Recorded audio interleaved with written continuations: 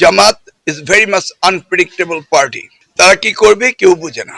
আমরা দেখেছি সারা বাংলাদেশ যখন মুক্তিকামী স্বাধীনতা যুদ্ধে মুক্তিযুদ্ধে অংশগ্রহণ করেছে তখন জামাত তার বিপক্ষে ছিল। তারা কিছুদিন আগে বলেছিল যে বিচার শেষ না হওয়া পর্যন্ত নির্বাচন হতে দেওয়া যাবে না, অর্থাৎ তারা নির্বাচন চায়নি।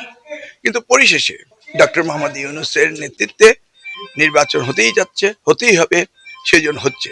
কিন্তু জামাত এই নির্বাচনকে যে কোনো মূল্যের বিনিময়ে তারা চেষ্টা করবে এটাকে প্রশ্নবিদ্ধ করা। তারা গুপ্ত হিসাবে কাজ করছে সারা বাংলাদেশে। এমনকি তারা যেভাবে টাকা পয়সা বিতরণ করার জন্য পথে ঘাটে ধরা পড়ছে আপনার বিভিন্ন পত্র পত্রিকায় দেখেছেন।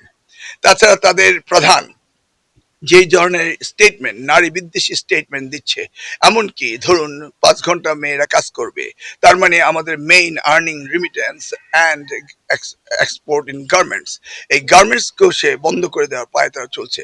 অর্থাৎ এই গুপ্তভাবে তারা জানি না কোন দেশের মিশন নিয়ে বাংলাদেশকে আফগানিস্তান বানাবে না বাংলাদেশে থাকবে, এই প্রশ্ন আজকে জাতির সামনে। নির্বাচন হ্যাঁ সুষ্ঠু হবে, হতে হবে। এই ব্যাপারে জামাত যতই চেষ্টা করুক না কেন গুপ্ত হয়ে আমার দৃঢ় বিশ্বাস তারা কিছুই করতে পারবে না।